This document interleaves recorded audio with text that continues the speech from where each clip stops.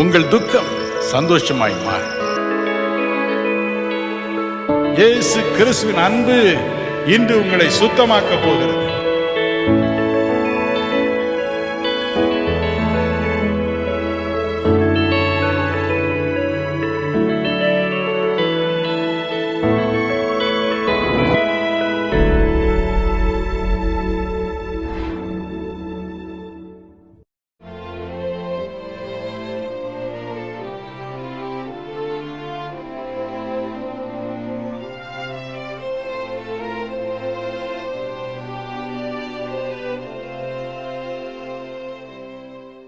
இன்று நம்முடைய தியானத்திற்கென்று கர்த்தர் கொடுத்த திருவசனம் மத்தேயு 11:28. வருத்தப்பட்டு பாரம் சுமக்கிறவர்களே, நீங்கள் எல்லாரும் என்னிடத்தில் வாருங்கள், நான் உங்களுக்கு இளைப்பாறுதல் தருவேன். எனக்கு அருமையானவர்களே, நம் அருள்நாதர் இயேசு நமக்கு தந்த மிகப்பெரிய வாக்கு தத்தங்களுக்குள் இது மிக முக்கியமானதா.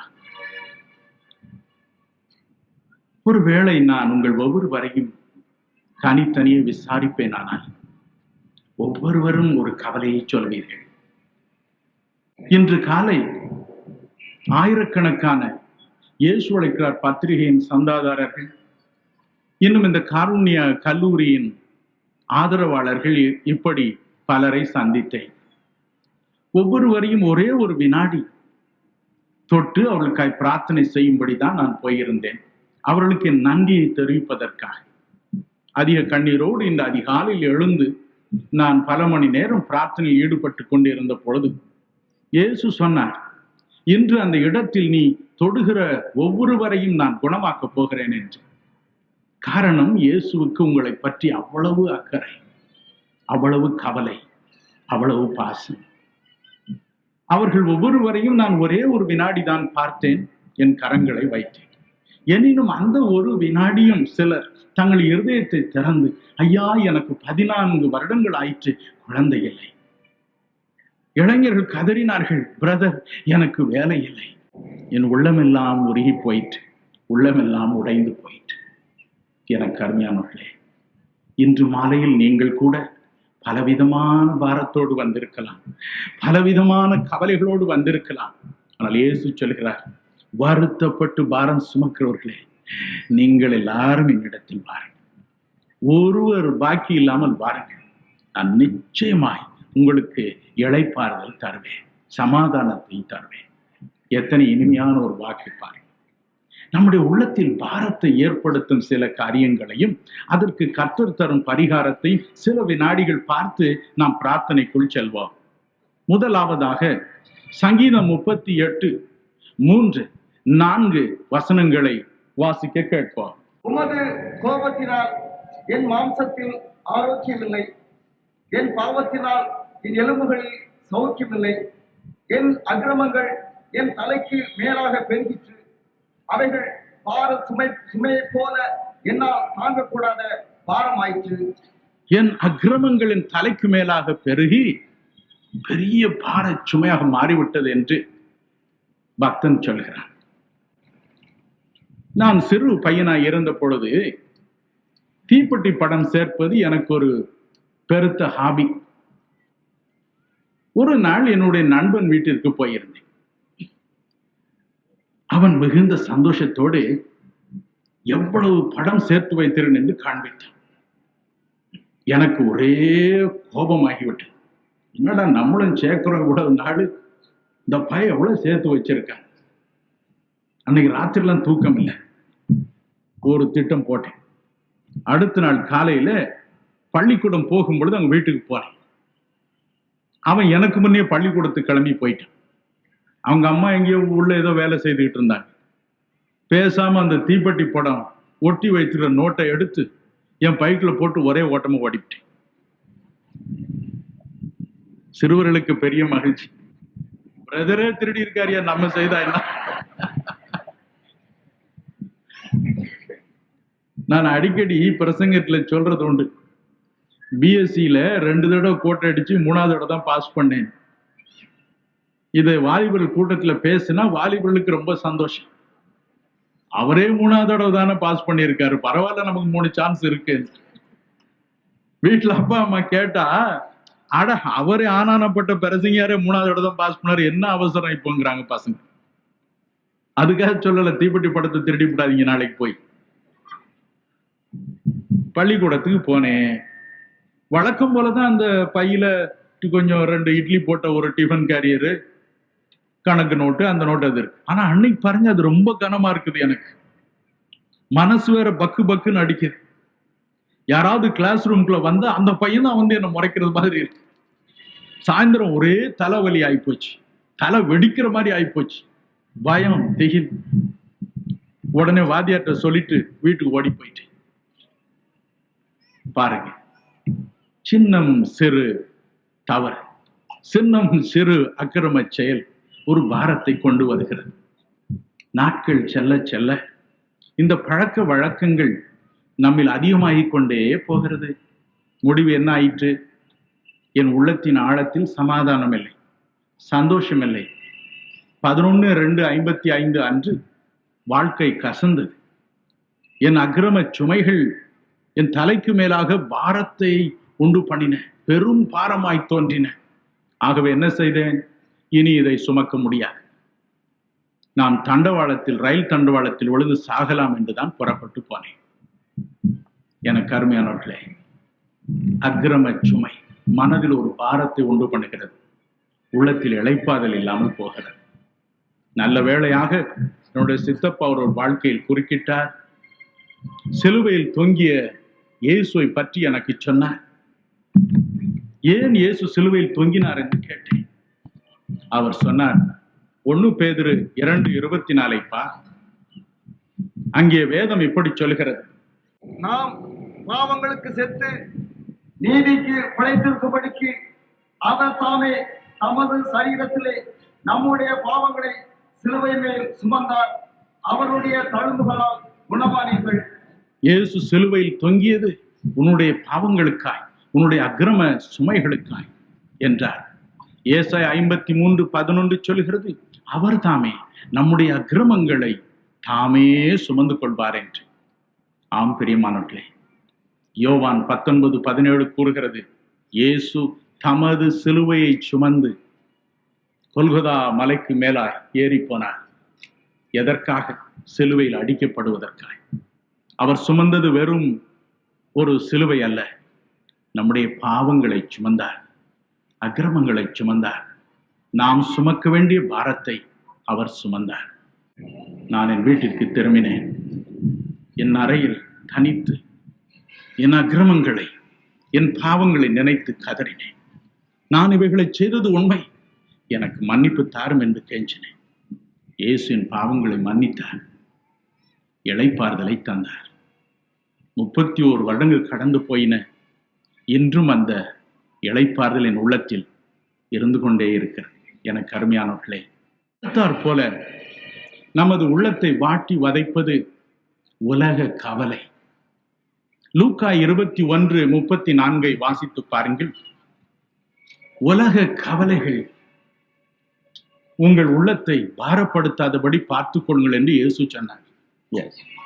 உங்கள் இருதயங்கள் பெரும் தெண்டியினாலும் வெறியினாலும் லௌகீக கவலைகளினாலும் பாரம் அடையாதபடிக்கும், நீங்கள் நினையாத நேரத்தில் அந்த நாள் உங்கள் மேல் வராதபடிக்கும் எச்சரிக்கையாயிருங்கள். உலக கவலைகள் பாரதமாக நம்முடைய உள்ளத்தை அழுத்துகிறது அல்லவா? மத்தேயு 6:25-31 இந்த 2 வசனங்களில் இயேசு சொன்னார், மனிதன் எதை குறித்து கவலைப்படுகிறான்? எண்ணத்தை உண்போம், எண்ணத்தை குடிப்போம், எண்ணத்தை உடுப்போம் என்று கவலைப்படுகிறான். அடுத்து மத்தேயு 6:34 நாளைய தினத்தை குறித்து கவலைப்படுகிறான். எனக்கு வர வேண்டிய ப்ரமோஷன் வருமா? நான் கட்ட வேண்டிய இந்த தவணை தொகையை நான் கட்ட முடியுமா? நாளைக்கு என் பிள்ளைக்கு 21 வயது ஆகிவிட்டால் திருமணத்திற்கு என்ன செய்வது? நாளை நாளை நாளை என்று நாம் கலங்குகிறோம். லூக்கா 10:41 சொல்லுகிறது, அநேக காரியங்களை குறித்து கவலைப்படுகிறோம். அநேக காரியங்களை குறித்து, நமக்கு வேண்டாத காரியங்களை குறித்தும் சில சமயங்களில் நாம் கவலைப்படுகிறோம். உதாரணமாக, கனடா தேசத்திலே பலர் திருமணம் செய்யாமல் வாழ விரும்புகிறார்கள். இப்பொழுது ஏனென்று கேட்டால், ஐயா, அணுகுண்டு யுத்தம் ஒருவேளை வந்துவிடும், வந்தால் நமக்கு குழந்தைகள் இருந்தால் அந்த குழந்தைகள் மடிவதை நேரில் பார்க்க நேரிடும், ஆகவே திருமணம் செய்யாமலே இருந்து விடலாம் என்று. எப்பொழுது அணுகுண்டு யுத்தம் வருவது, எப்பொழுது இவர்களுக்கு குழந்தைகள் அதிலே சிக்கி சாவது, இப்படியெல்லாம் அவர்கள் யோசித்து யோசித்து கவலைப்பட்டு கொண்டிருக்கிறார் அநேக காரியங்களை குறித்து. உலக கவலை உள்ளத்தை நெருக்குகிறது. எனினும் பிரியமானவர்களே, இந்த கவலைகளுக்கு நாம் தப்புவதும் இயலாத காரியம் அல்லவா? வேதம் சொல்லுகிறதே, நீதிமொழிகள் 10:15, ஏழையின் வறுமை அவனை கலங்க பண்ண, ஏழையின் பற்றாக்குறை அவனை கலங்க பண்ண. What shall I do? பணம் இல்லாத பொழுது நாம் என்ன செய்ய போகிறோம்? 1963 எனக்கு ஸ்டேட் பேங்க்ல ப்ரமோஷன் வந்தது ஆபீசரா. அதிக சந்தோஷம் எனக்கு. ஆனால் அடுத்து ஆர்டர் வந்தது, உன்னை குண்டூருக்கு போட்டு இருக்கிறோம் என்று. குண்டூர் போனேன், 3 மாதம் இருந்தேன். உடனே கோயம்புத்தூர் என்றார். கோயம்புத்தூர் போனேன், சில மாதம்.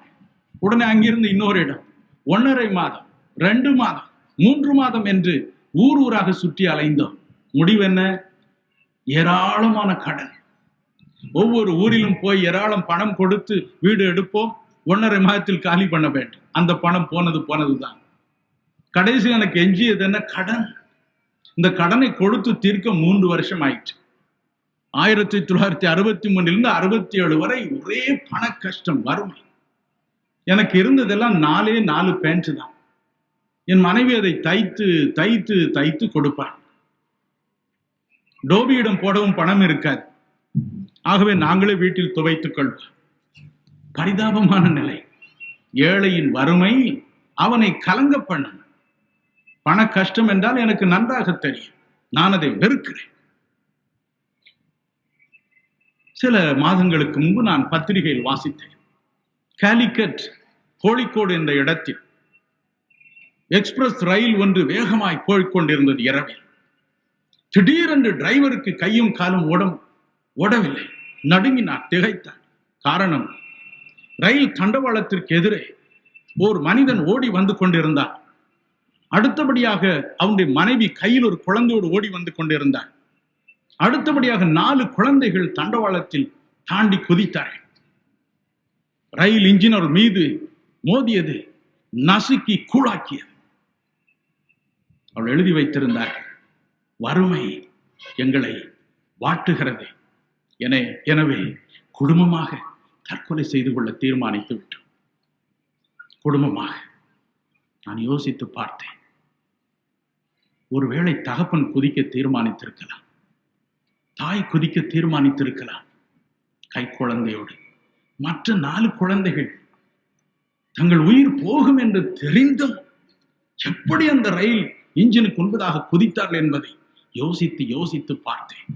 எப்படித்தான் இந்த பிள்ளைகளை சாக துணியும்படி செய்தார்களோ யோசித்து யோசித்து பார்த்தேன்.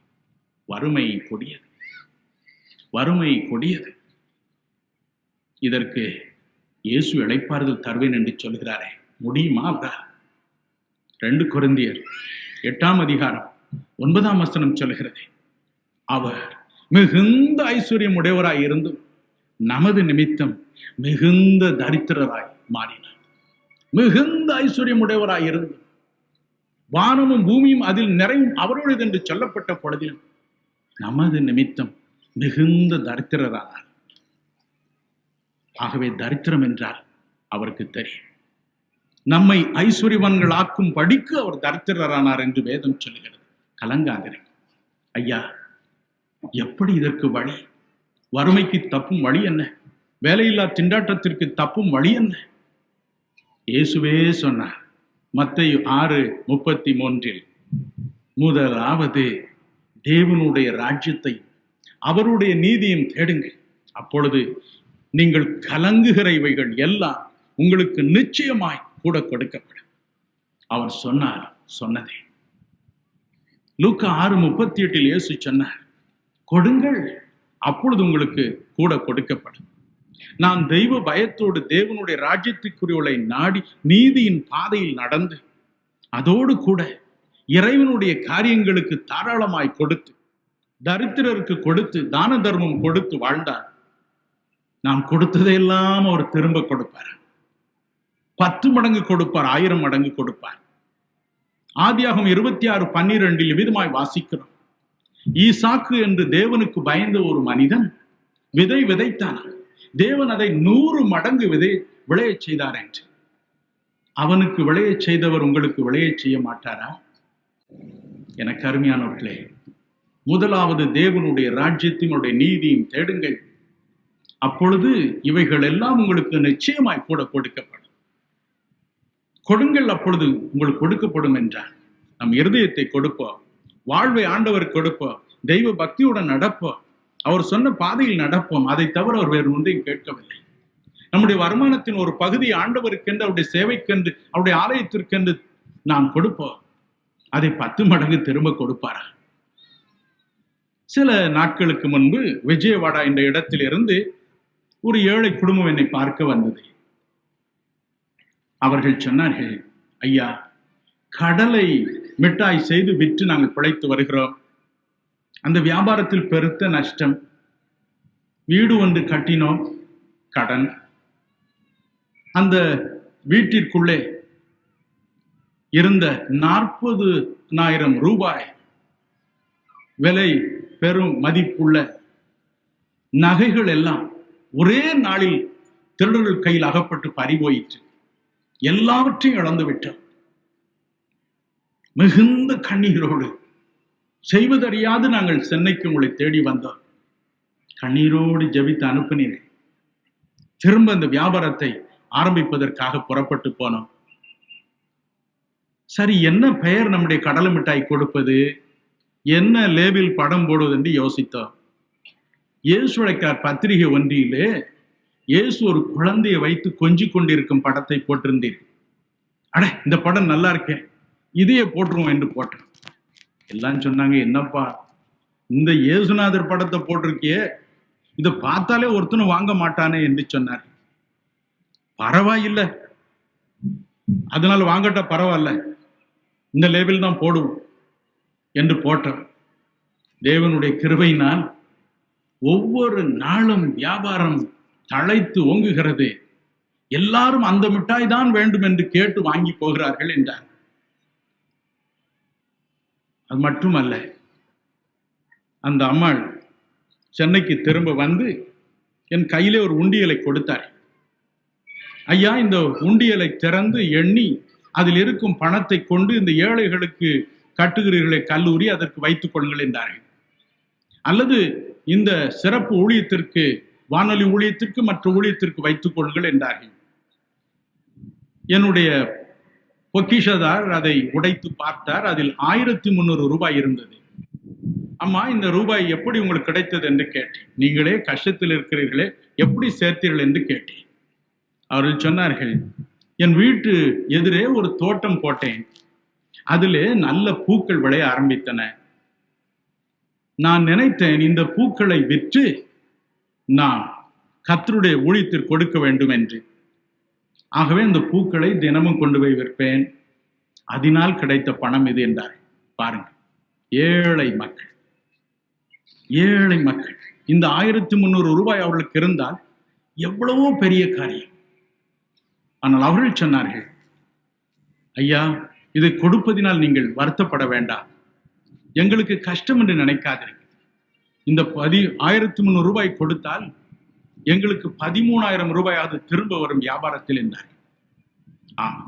கடன் தொல்லை நீங்கி மகிழ்ச்சியோடு இன்று வாழ்கிறார்கள். கொடுங்கள், அப்பொழுது கொடுக்கப்படும்.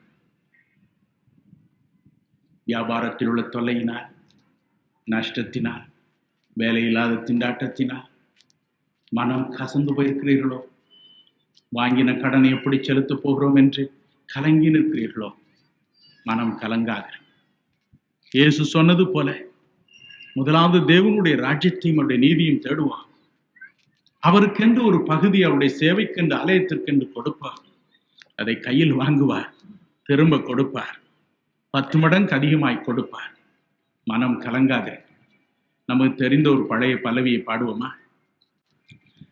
ஒன்றுமில்லாத பெருமை நிலையில் உதவுவாரற்று போகையில், ஒன்றுமில்லாத வெறுமை நிலையில் உதவுவாரற்று போகையில், கண்மலை பிளந்து தண்ணீரை சுரந்து, கண்மலை பிளந்து தண்ணீரை சுரந்து, தாகம் தீர்த்த தயவை, தாகம் தீர்த்த தயவை பாடுவேன், பரவசமாகுவேன், பரந்தோடும் என்னலே.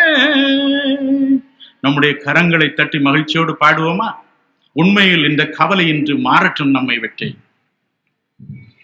ஒன்றுமில்லாத வெறுமை நிலையில் உதவுவாரற்று போகையில், கண்மலை பிளந்து தண்ணீரை சுரந்து, கண்மலை பிளந்து தண்ணீரை சுரந்து, தாகம் தீர்த்த தயவை, தாகம் தீர்த்த தயவை பாடுவேன், பரவசமாகுவேன், பரந்தோடும் என்னலே. பாடுவேன், பரவசமாகுவேன், பரந்தோடும் என்னலே. என்று மாறும் எந்த துயரம், எந்த மனமும் எங்கையில், என்று மாறும். Amen, Lord.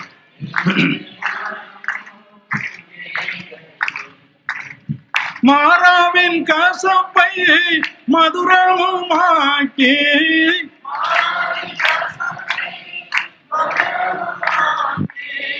மகிழ்வித்த மகிழ்வனையே, மகிழ்வித்த மகிழ்வனையே பாடுவேன், பரவசமாகுவேன், பரந்தோடும் இன்னலே. பாடுவேன், பரவசமாகுவேன், பரந்தோடும் இன்னலே. நான் உங்களுக்கு இளைப்பாறுதல் தருவேன், என்னிடத்தில் வந்தால் போதும் என்றார், அவரிடத்தில் போவேன். இந்த கவலையில் மற்றொரு பகுதியும் உண்டு, அது ஆன்மீக கவலை. 2 கொரிந்தியர் 11:28 பாருங்கள். அதில் வேதம் சொல்லுகிறது, திருச்சபையானது 2 விதத்தில் வளர வேண்டும். 1, மேல் நோக்கி, ஆண்டவனை நோக்கி, இறைவனை நோக்கி பக்தியில் விருத்தி அடைய வேண்டும். 1. 2வது, அது கவலையிலும் கண்ணீரிலும் இருக்கிற மக்களுக்கு ஆறுதல் அளிக்கும் ஸ்தலமாக எப்பக்கத்திலும் விரிவடைய வேண்டும். 1 மேல் நோக்கி, எக்ஸ்பான்ஷன் வெர்டிகலி, எக்ஸ்பான்ஷன் ஹரிசான்டலி.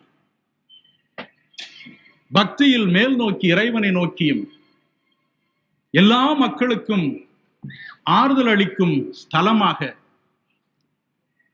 பக்கவாட்டத்தில் வளருவதற்கும் 5 விதமான மக்களை தேவன் திருச்சபையில் வைத்திருக்கிறார். 1, அப்போஸ்தலர்கள். 2, தீர்க்கதரிசிகள். 3வது, போதகர்கள்.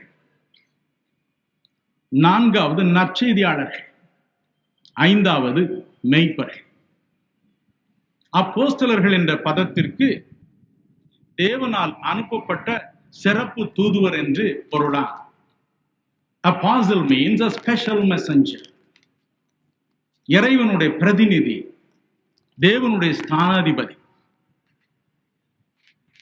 அப்போஸ்தலர்கள் தேவனால் அனுப்பப்பட்ட சிறப்பு தூதுவர். இரண்டாவது, தீர்க்கதரிசிகள். தீர்க்கதரிசிகள் என்றால் இறைவனது அருள் பெற்ற, இறைவனது வெளிப்படுத்தலை பற்றிய, எதிர்காலத்தை பற்றிய தரிசனத்தை பெற்ற தூதுவர். அவரும் ஒரு சிறப்பு தூதுவர். மூன்றாவது, நற்செய்தியாளர்கள்.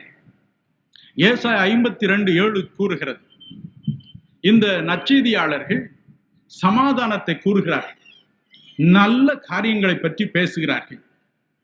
தேவன் உயிரோடு இருக்கிறார், அவர் இன்னும் சிங்காசனத்தில் இருக்கிறார், கவலைப்படாது என்று மக்களை ஆறுதல் படுத்துகிறார். இதுதான் ஒரு நற்செய்தியாளன் வேலை, அவ்வளவுதான். நான்காவது, போதகர்கள். போதகர்கள் என்ன செய்கிறார்கள்? அப்போஸ்தலர் 18:25 கூறுகிறது போல, அப்பல்லோ என்னும் ஒரு போதகன் இருக்கிறான்.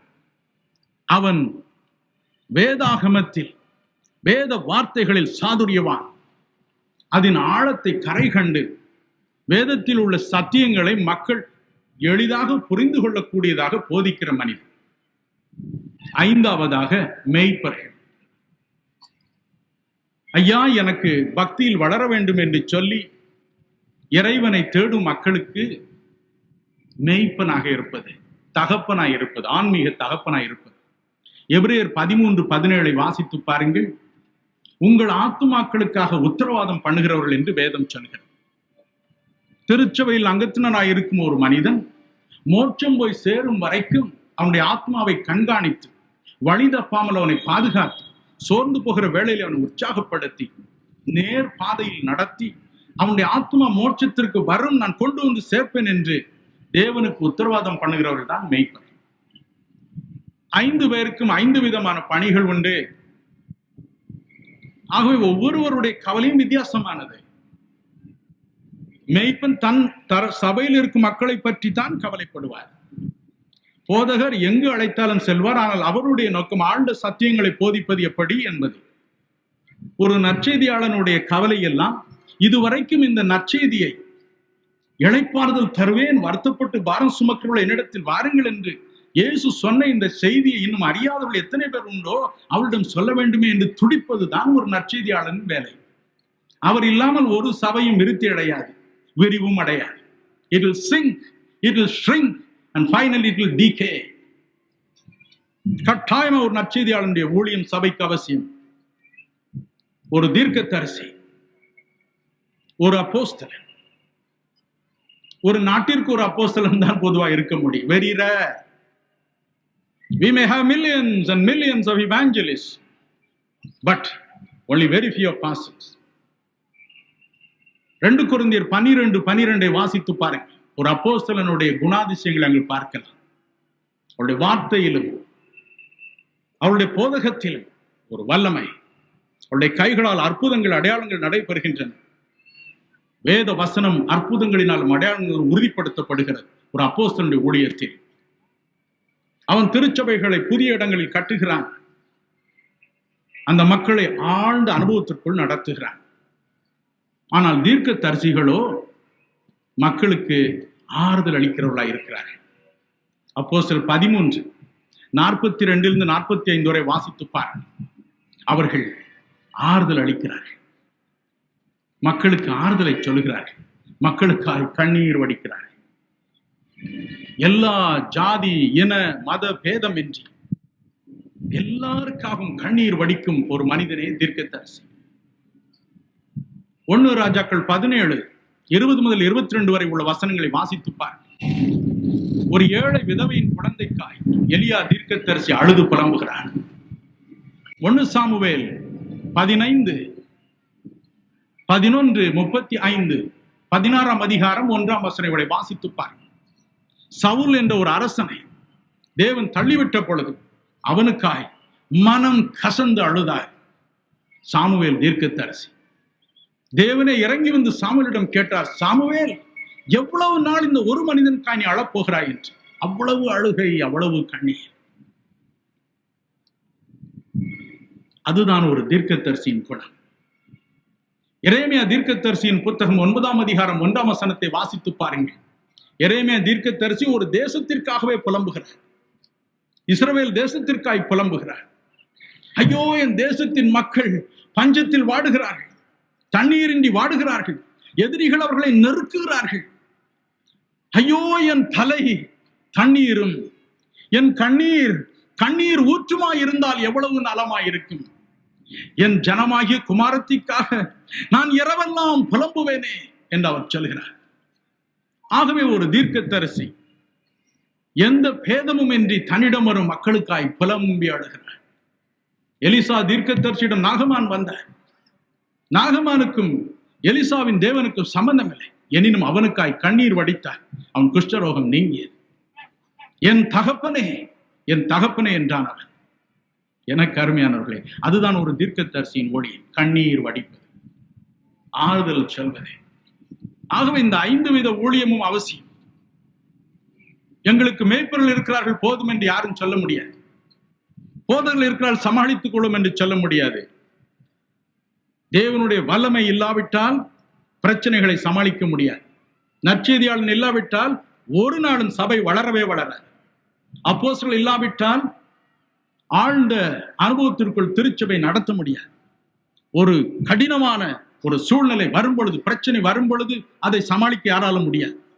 தீர்க்கதரிசி இல்லாவிட்டால் திருச்சபையின் மக்களுக்காக புலம்பிய ஆள் இல்லை.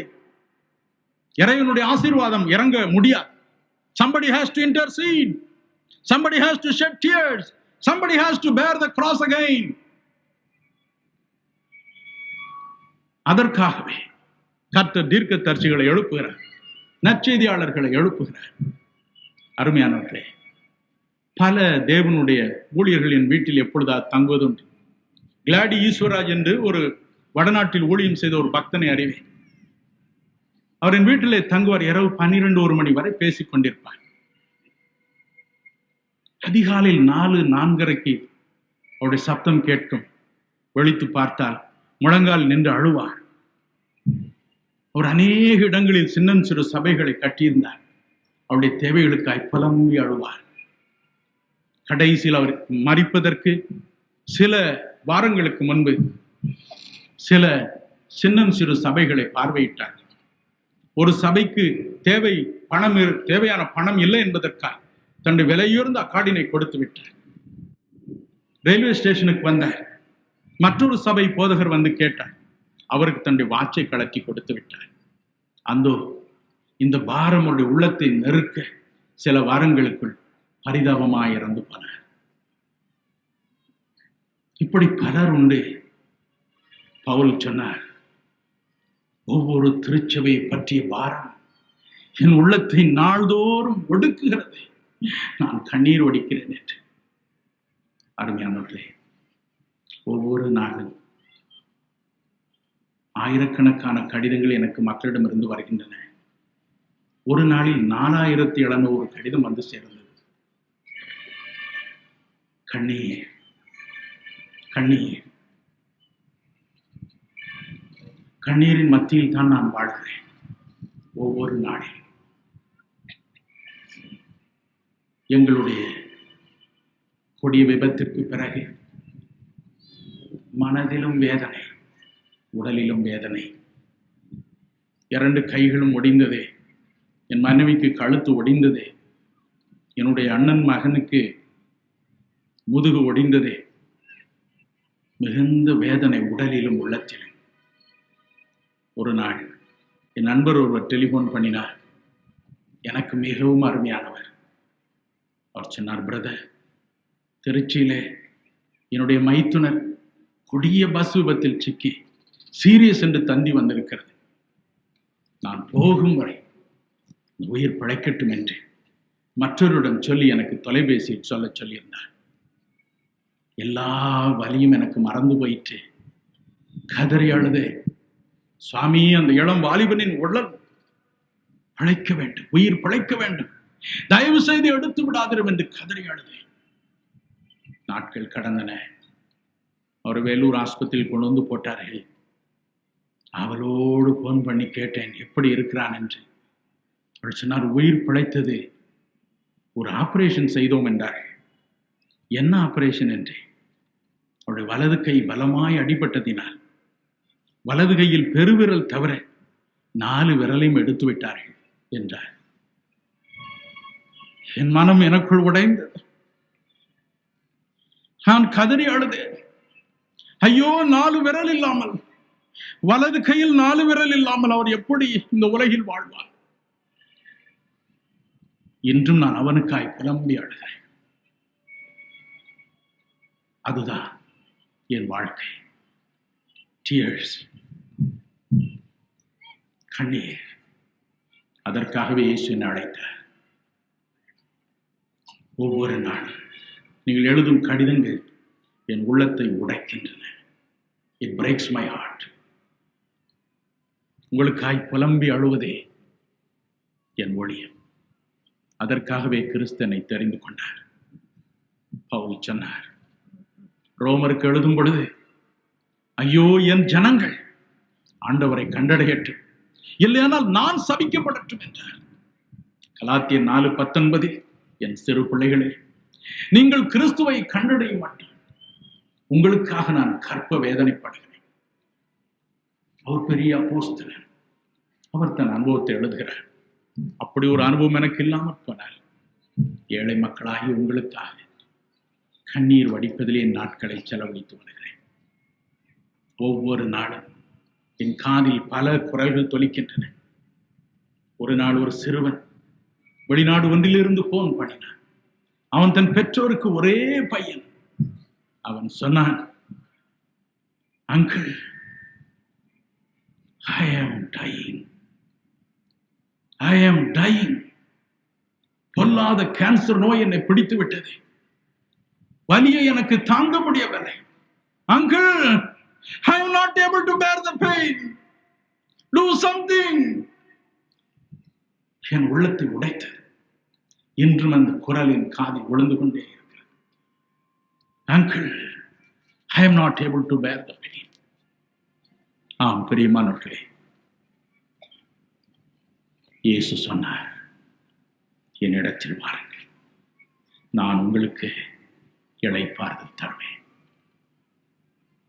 ஆன்மீக பாரமோ உலக பாரமோ அவரிடம் செல்வோம், அவர் நமக்கு இளைப்பாறுதல் தருவார். ஏன் தெரியுமா?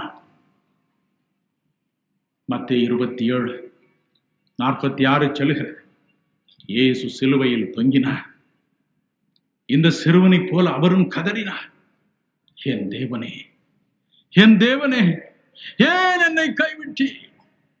புலம்பி அழுதார் அவர் உங்களுக்காய். இன்று நீங்களும் நானும் ஆன்மீக பாரத்தினால் நிறைந்து மக்களுடைய ஆன்மீக தேவைகளுக்காய் புலம்பி அழும் பொழுது, ஒவ்வொருவரை பற்றிய கவலை நம்மை நெருக்கும் பொழுது, பாதத்தில் நம்முடைய கண்ணீரை சிந்துவார். நான் செய்வதெல்லாம் அதுதான். எல்லாவற்றையும் சேர்த்து வைப்பேன்.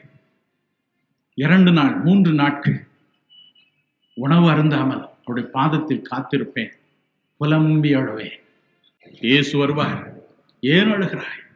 ஆண்டவரே, இந்த உயிர் பிழைக்க வேண்டுமே, இந்த தம்பிக்கு உயிர் வர வேண்டுமே, இந்த தாயின் உயிர் பிழைக்க வேண்டுமே, இவனுக்கு வேலை கொடுக்க வேண்டுமே.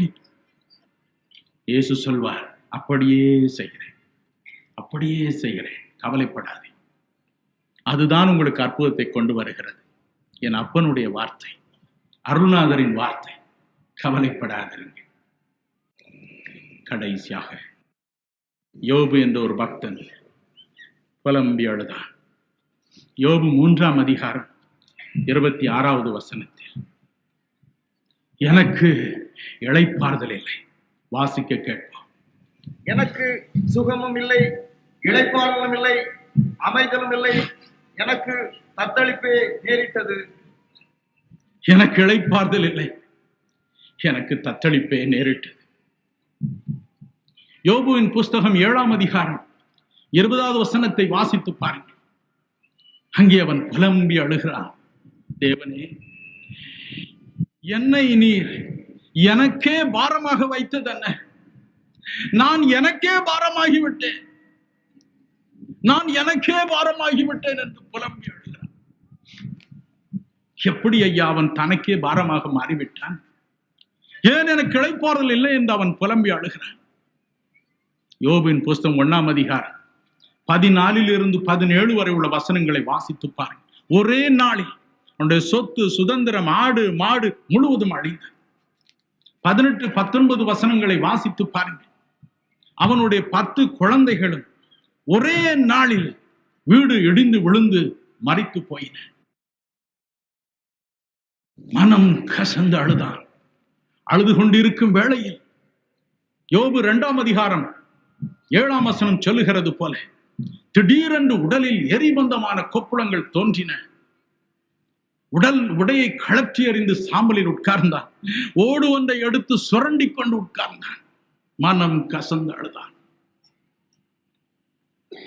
2ஆம் அதிகாரம் 9ஆம் வசனம் சொல்கிறது, உன்னுடைய மனைவியின் வார்த்தைகள் அவனை தொலைக்க ஆரம்பித்தன. இன்னுமா நீர் தேவனிடத்தில் நம்பிக்கை வைத்திருக்கிறேன், தேவனை தூஷித்து உயிரை விடும். மனம் கசந்து அழுதான். எனக்கு இளைப்பாறுதல் இல்லை, என்னை நீர் எனக்கே பாரமாக வைத்தது என்ன? I am a burden unto myself. இந்த சொறி என்னால் தாங்க முடியவில்லை, இந்த எரிவு என்னால் தாங்க முடியவில்லை, எரிச்சலாயிருக்கிறது. சாம்பலை கொட்டி ஓட்டினால் தேய்த்து தேய்த்து உடலெல்லாம் புண்ணாகிவிட்டது, என்னால் தாங்க முடியவில்லை. என் மனைவியின் வார்த்தைகளை என்னால் கேட்க முடியவில்லை. யோபு நண்பர்கள் வந்தார்கள். யோபு 2:13 சொல்கிறது, அவர்கள் யோபுவை பார்த்த பொழுது அவனுடைய துக்கம் மகா துக்கம் என்று கதறினார்கள். ஆனால் பின்பு ஈட்டியை போல குத்தும் வார்த்தைகளை பேசினார்கள். மனம் கசந்தழுதான். என்னை நீர் எனக்கே பாரமாக வைத்தது என்ன? என்னால் தாங்க முடியவில்லை. Why did you make me a burden unto myself? I am a burden unto myself, O God. கதறி அழுதான். யோபுவின் புஸ்தகம் 9ஆம் அதிகாரம் 11 12. யோபு கதறி அழுதான். தேவனே, என் பக்கத்தில் போகிறீர், நான் உம்மை காண முடியவில்லை. இந்த பக்கத்தில் நடந்து போகிறீர், என்னால் பார்க்க முடியவில்லை. எனக்கு எவ்வளவு சமீபமாயிருந்தீர், எங்கே போனீர்? என் கையிலிருந்து என் பிள்ளைகளை பறித்து கொண்டு போகிறீர், என்னால் ஒன்று செய்ய முடியவில்லை. என் அன்பு குழந்தைகளை பறித்து கொண்டு போகிறீர், என்னால் ஒன்று செய்ய முடியவில்லை. Why? ஏன் நீர் என்னை எனக்கு பாரமாக வைத்தீர்? மனம் கசந்து அழுகிறான். இறுதியில் என்ன சொல்கிறான் யோபு 7:15 என்ன சொல்கிறான்? மனம் கசந்து அழுகிறான். அவன் சொன்னான், என் ஆத்துமா நெருக்குண்டு சாவதை விரும்புகிறது, மரணத்தை விரும்புகிறேன். அவன் சொன்னான், யாராவது என் கழுத்தை நெரித்து என்னை கொண்டு போட மாட்டார்களா? யாராவது என் கழுத்தை நெரித்து என்னை கொண்டு போட விட மாட்டார்களா? Will not somebody strangle my neck? Will not somebody kill me? மனம் கசந்து அழுதான். 1 ராஜாக்கள் 19:4 எலியா தீர்க்கதரிசி புலம்பி அழுதான். போதும் ஆண்டவரே, போதும், என் உயிரை எடுத்துக்கொள்ள.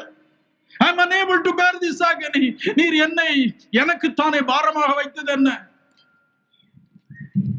எண்ணாகமம் 11:15 வாசித்து பாருங்கள்.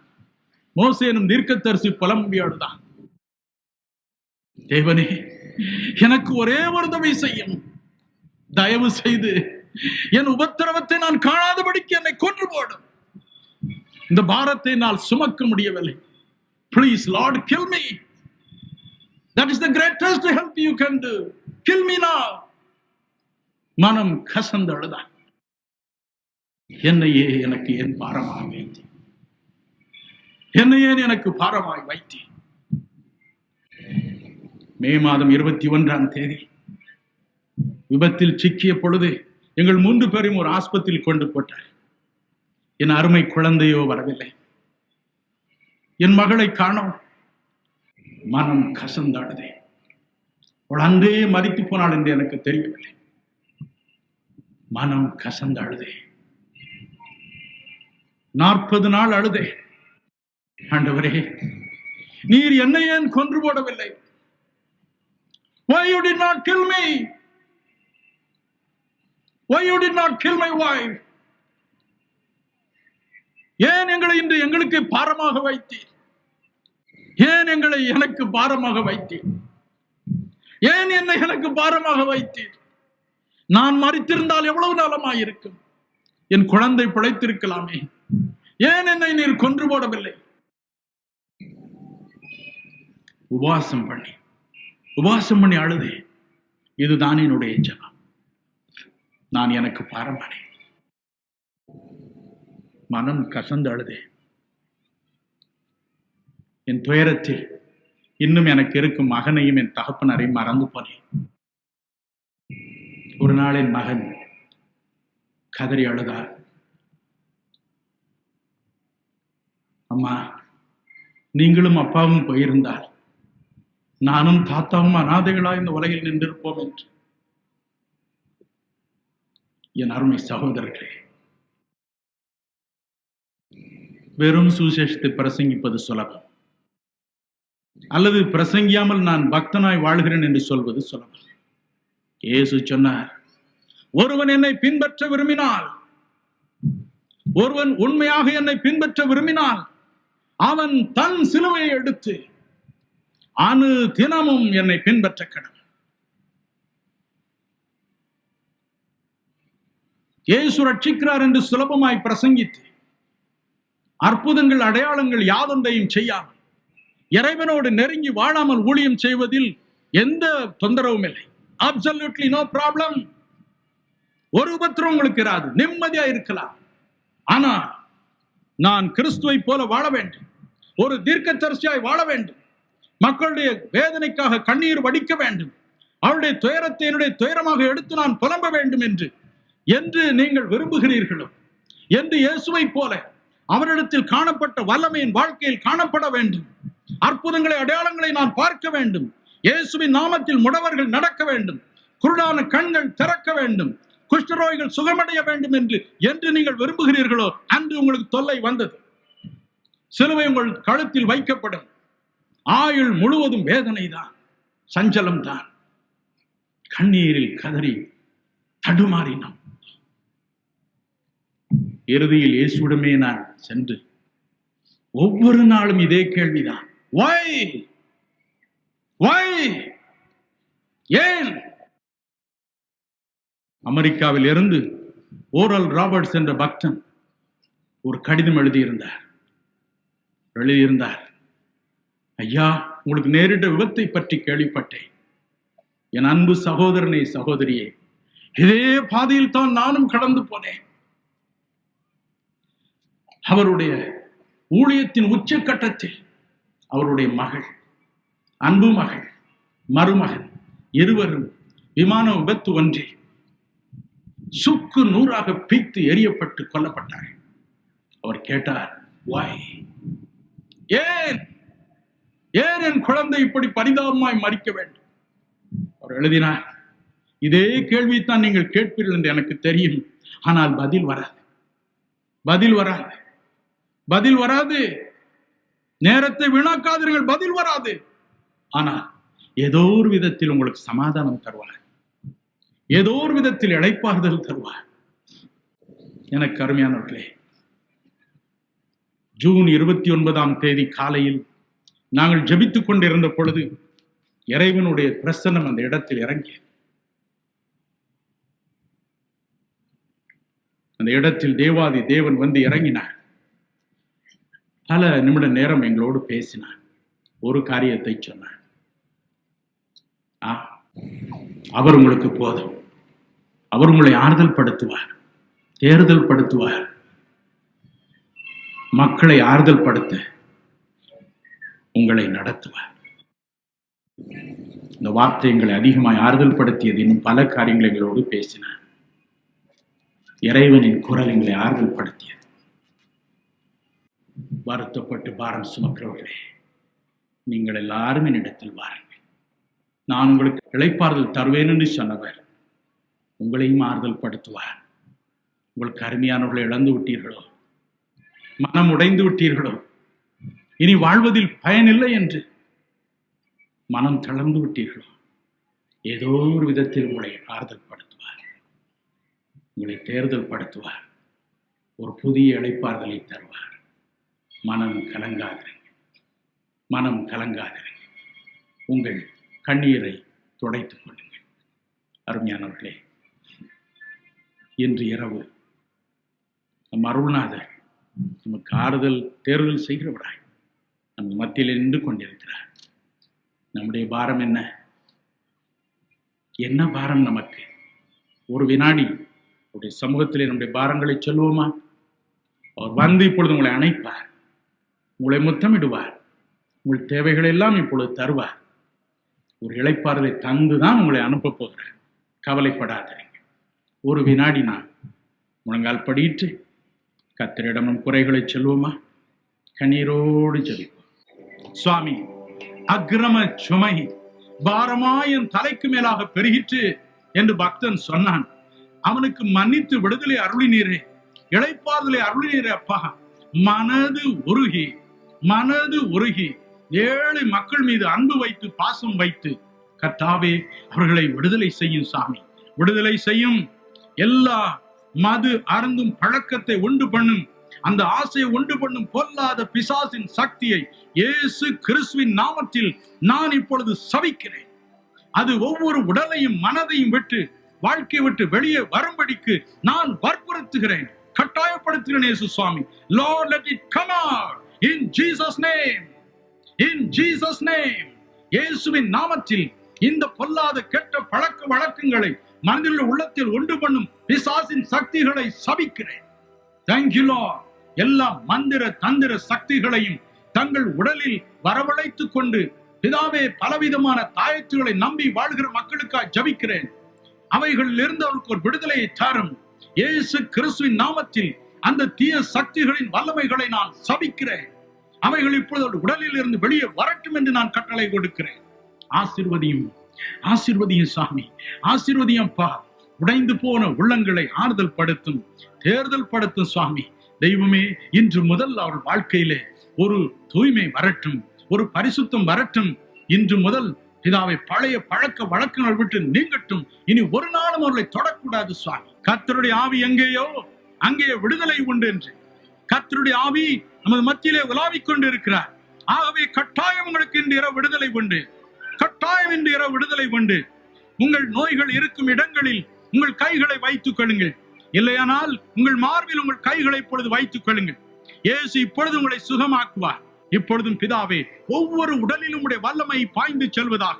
ஒவ்வொரு உடலிலும் ஒவ்வொரு உடலிலும் ஒவ்வொரு உடலிலும் சுகம் அளிக்கும் வல்லமை பாய்ந்து செல்வதாக. உச்சன் தலையிலிருந்து உள்ளங்கால் வரை ஒவ்வொரு உடலிலும் சுகமளிக்கும் வல்லமை பாயிட்டு சுவாமி. அது பாய்வதற்காய் ஸ்தோத்திரம்.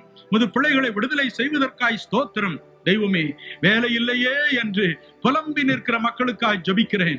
பண கஷ்டத்தில், வறுமையில், கடன் தொல்லையில் தவித்து நிற்கிற மக்களுக்காய் ஜபிக்கிறேன். அன்பே, ஒவ்வொருவர் மீதும் உடைய கைகளை வையும், அவர்களை ஆசீர்வதியும். வேலையற்ற எங்கள் பிள்ளைகளுக்கு வேலைகளை தாரும். வறுமையின் பிடியில், பண கஷ்டத்தின் பிடியில், கடன் தொல்லையில் சிக்கி இருக்கிறவர்களை விடுதலை செய்யும் இயேசு சுவாமி, விடுதலை செய்யும். திருமணமாகியும் பல வருடங்கள் ஆகியும் எனக்கு இன்னும் குழந்தை இல்லை என்று புலம்பி நிற்கிற மக்களை நினைத்தருளும். ஒவ்வொருவருடைய பெயரையும் உடைய புத்தகத்தில் இந்த இரவு எழுதி கொள்ளும். கட்டாயமாக அடுத்த வருஷம் இந்த நேரத்தில் அவருடைய கையில் ஒரு குழந்தை நீர் தரத்தான் வேண்டும் என்று நான் ஜபிக்கிறேன். நீர் செய்தே ஆக வேண்டும் இயேசு சுவாமி. Do it now. கட்டாயமாக அதை செய்யும். நீர் செய்வதற்காய் நன்றி, நன்றி.